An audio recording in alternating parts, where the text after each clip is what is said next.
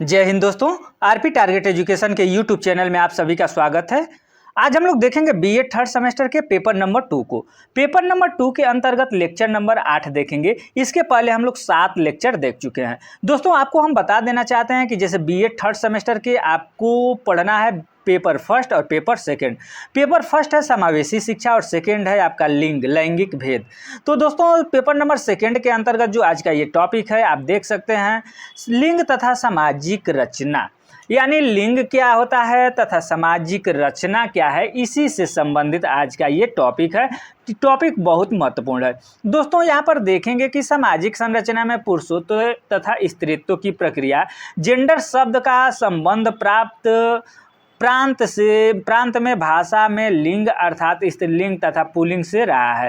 अन्य भाषाओं में जेंडर विभाजन की इस प्रक्रिया के 3 रूप स्त्रीलिंग पुल्लिंग का प्रयोग किया जाता है।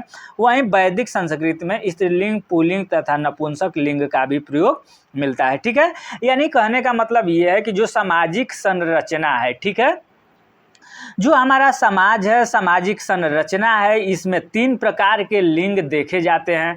पहला कौन देखा जाता है तो पुरुष, यानी पुरुष। दूसरा आपका स्त्री।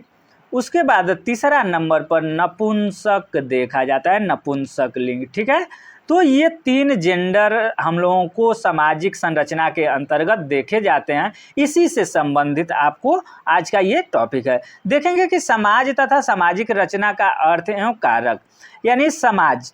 दोस्तों समाज के बारे में आप लोगों को पता ही होना चाहिए।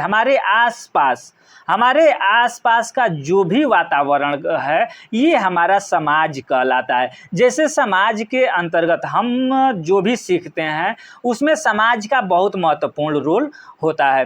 तो दोस्तों समाज तथा सामाजिक रचना का अर्थ एवं कारक, तो यहाँ पर हम लोग देखेंगे सबसे पहले समाज का अर्थ क्या होता है। समाज के अंतर्गत प्रोफेसर मैकाइवर, समाज का अर्थ, समाज सामाजिक संबंधों का जाल है जो सदैव बदलता रहता है। यहाँ सॉरी थोड़ा सा मिस्टेक हुआ है। ठीक है, समाज का अर्थ सामाजिक संबंधों का जाल है जो सदैव बदलता रहता है, यानी हमारा जैसा समाज होगा वैसा हमारा सामाजिक परिवेश होगा। ये हमारे प्रोफेसर मैकाइवर एवं पेज के महोदय के अनुसार समाज एक से अधिक लोगों के समुदाय से मिलकर बने एक बृहद समूह को कहते हैं, जिसमें सभी व्यक्ति मानवीय क्रियाकलाप करते हैं। मानवीय क्रियाकलाप में आचरण, सामाजिक सुरक्षा और निर्वाह आदि की क्रियाएं सम्मिलित होती है। ठीक है, इसके अंतर्गत हम लोग पहला देखेंगे, समाज लोगों का ऐसा समूह होता है जो अपने अंदर के लोगों के मुकाबले अन्य समूहों से काफ़ी कम मेलजोल रखता है। किसी समाज के आने वाले व्यक्ति एक दूसरे के प्रति परस्पर स्नेह तथा सहृदयता का भाव रखते हैं। दुनिया के सभी समाज अपनी एक अलग पहचान बनाते हुए अलग अलग रस्मों रिवाजों का पालन करते हैं। ठीक है, जैसे जाति तथा वर्ग, धर्म, संस्कृति, परंपराएं तथा मान्यताएं, विवाहित संस्कार आदि संस्थाएं, लिंग। ठीक है, उसके बाद हम लोग देख लेते हैं सामाजिक संरचना में लिंग की भूमिका। तो जो हमारा सामाजिक संरचना है उसमें लिंग की भूमिका क्या है। तो दोस्तों लिंग की भूमिका संरचना में क्या है, इस प्रश्न का उत्तर अगर देखा जाए तो निम्नलिखित बिंदुओं के अंतर्गत दिया जा सकता है। ये कौन कौन से बिंदु हैं, तो लिंग भारतीय समाज की संरचना का आधार तत्व है। जो हमारा भारत का समाज है, भारतीय समाज है, उसमें लिंग संरचना का आधार तत्व है। सेकेंड पॉइंट पर आप देखेंगे लिंग के आधार पर ही सामाजिक रचना में पुरुषों की प्रधानता रही है। तीसरा नंबर पर देखेंगे कि लिंग सामाजिक संरचना में कार्यों, उत्तरदायित्वों तथा अधिकारों को प्रभावित करता है।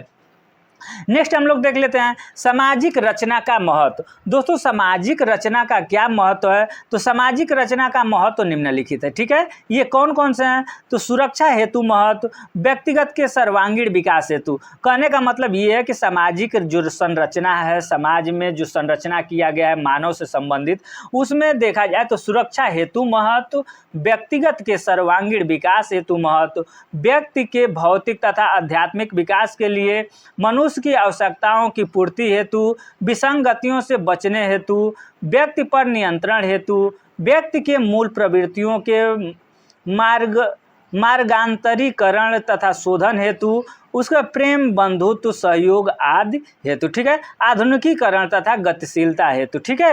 अब देखेंगे कि समाजीकरण में लिंग की भूमिका।